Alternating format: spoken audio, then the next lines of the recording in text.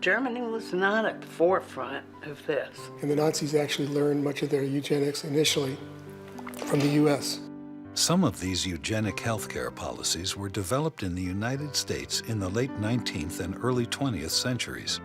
These U.S. policies were emulated by Germany and incorporated into the governing philosophy of applied biology. There were laws on the book in Virginia that said that you could sterilize people, and the Nazis took their 1933 sterilization law and mimicked it after the U.S. law. All of this would lead to an appalling era in world history called the Holocaust, a period of persecution and mass murder. The Holocaust has been defined as the 12-year period from Hitler's rise to power in 1933 until the end of the war, 1945. It was a government-planned, government-supported mass extermination or mass killing. And while it was targeted towards Jewish people, there were many other groups of individuals that suffered during the Holocaust. I studied medicine in Germany. I know some of the best teaching of anatomy, physiology, and medicine came from Germany. Germany was very advanced, not only in the medical field, but Germany was the best civilization among the European countries. It was the height of technology, the height of science. How was it possible that these people became murderers?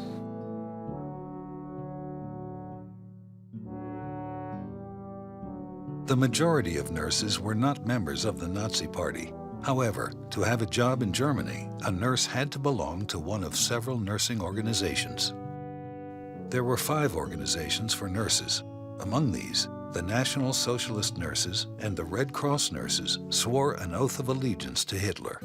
Additionally, the Protestant Nurses Organization said that it greets National Socialism with an open heart.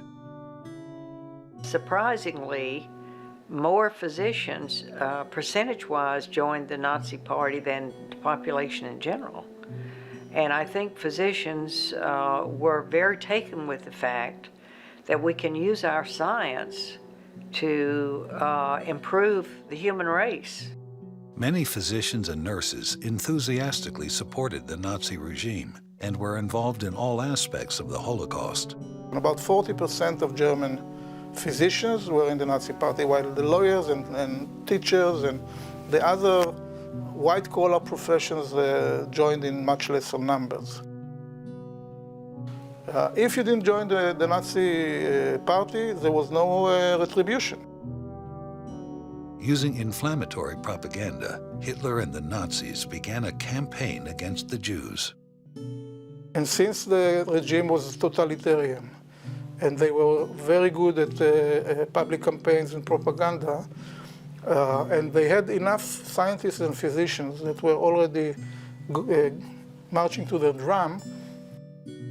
Propaganda is an extremely powerful way to convince people to their way of thinking. Germany's medical establishment began to support the Nazi Party, except for Jewish doctors, who were ostracized.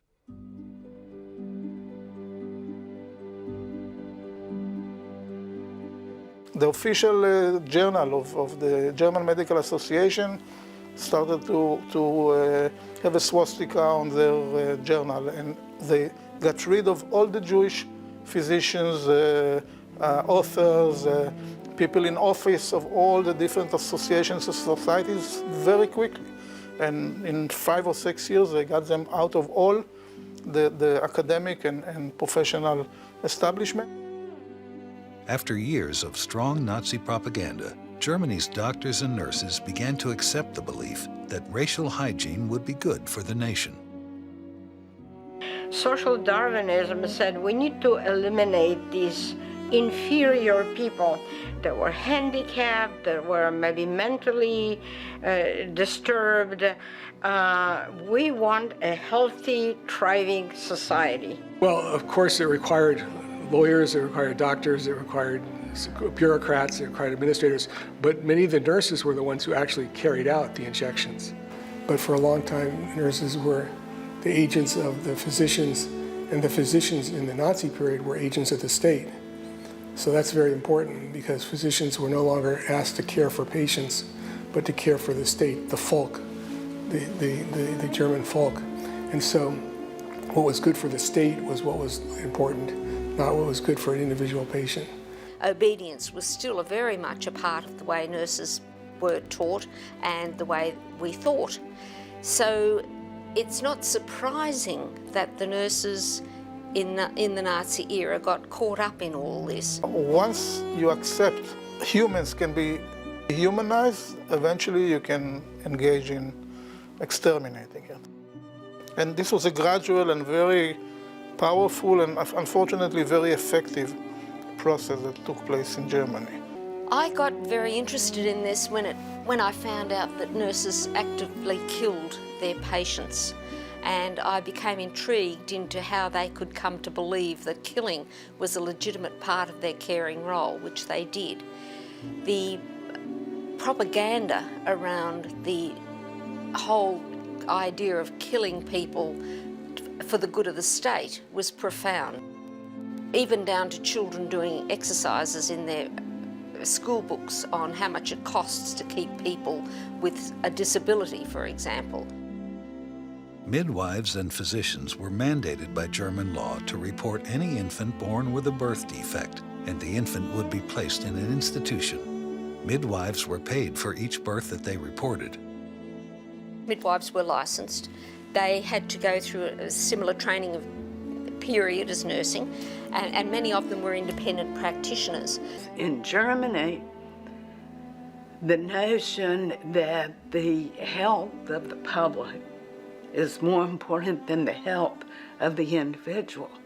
So consequently, to remove an unhealthy element was seen as good.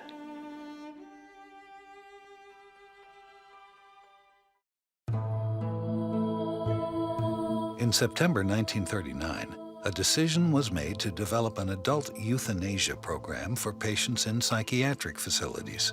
Hitler picked the date to coincide with Germany's invasion of Poland. To expand it to include adults, the only way we're going to make this acceptable is to say we need these hospital beds for the war wounded. Why should the state pay to keep totally disabled people alive when our young guys are sent to the front, need to come back home and have care? The name of this killing organization was T4.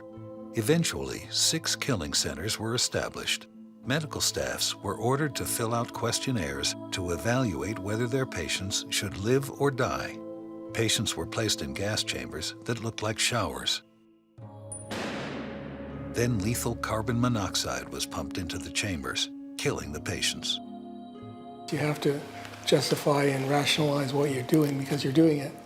But they actually believed it. And they actually believed that what they were doing was saving the folk from its contamination, from the infection, that there was a disease. And the disease was the handicapped and the infirmed, and that they needed to be cured through killing, healing through killing. They were told they were being transferred. The nurses packed their clothes, their lunch, rode with them on the buses.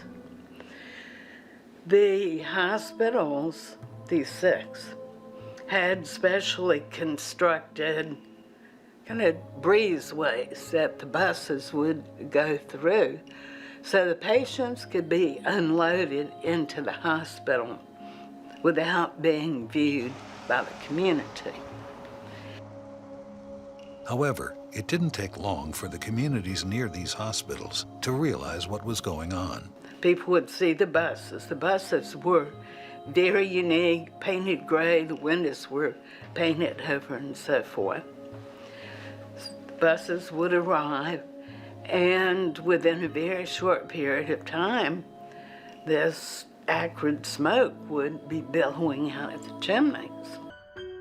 After the end of the T4 program, physicians were granted permission to provide a merciful death to any person they deemed to be suffering.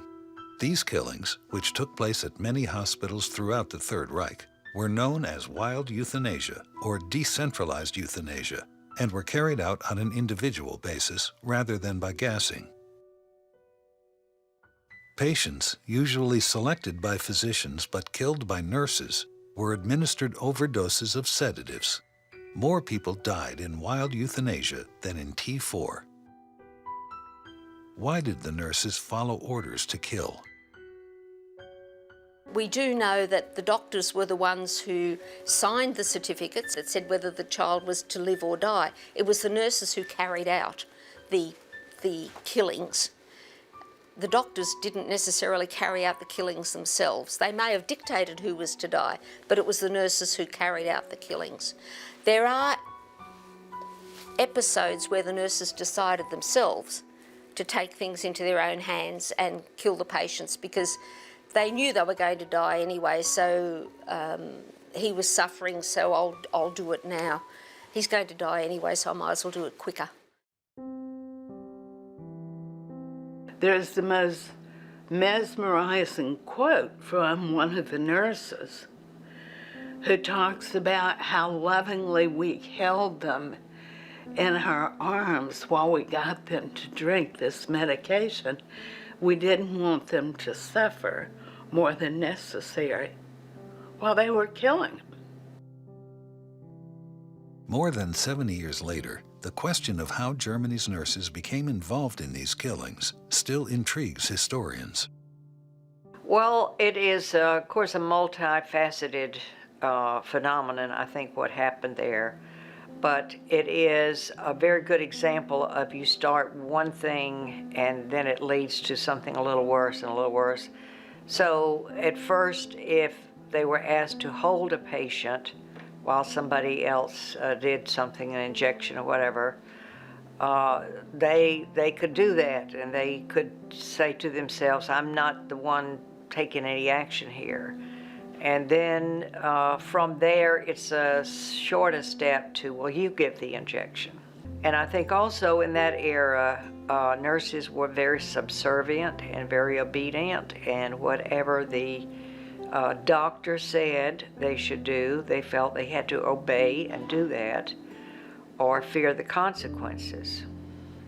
And similar to their obedience to physicians, nurses were also educated to be obedient to senior nurses, who at times also ordered killings. Nurses were involved in actually the killings themselves, either through active means or through passive means, letting patients starve, or exposing them to hazards where they would get pneumonia and other things and die. And then some of the same doctors and nurses who were involved in the euthanasia program took the gas chambers down and reassembled them in the Poland at the concentration camps, where doctors selected at the ramps and were involved in supervising the gassings and killings. So physicians were involved in all aspects. Reinhard Heydrich was the Nazi protector of Czechoslovakia, who in 1942 was killed by a bomb. He died from infection of the wounds that he got. He died several days later. Hitler demanded that doctors should find a cure for these deadly infections. And so Ravensbrück, which was close by, had all these women there that they used as lab rats, basically. And they used the defense, too, that I was only following orders. Just following orders was not going to be an acceptable defense to murder, to genocide. And one of the things that came out of Nuremberg was the notion that everybody is responsible for their own actions. But the baffling thing to me is still the trial in 1965 of the 14 Meseretz nurses. They had had 20 years to think about what they had done. Those nurses did not deny what they did. One of them said, yes, I probably killed 210 people. Now, the nurses from Spiegelgrün were tried after the war Anna Kachenka is one of them, and received several years in prison. 23 physicians and scientists were tried for crimes against humanity. Crimes against humanity was a new concept, which was whether it be wartime, not wartime, there were certain things beyond the pale and we were going to hold people accountable. So genocide was a classic example of a crime against humanity. And so the doctors went on trial. Today, many of these killing centers are memorials open to the public. But in spite of the bucolic setting, they were centers of inhumane experiments, mass murder, and extermination. Many of these institutions remain working psychiatric hospitals even today. All right, looks like he might have a rhythm back on the monitor. It's sinus, but slow. Although current healthcare in the U.S. is regarded as among the best in the world, there are elements that should cause us to reflect upon the similarities to German medicine in the 1930s. Those who cannot remember the past are condemned to repeat it. And that is exactly what is happening.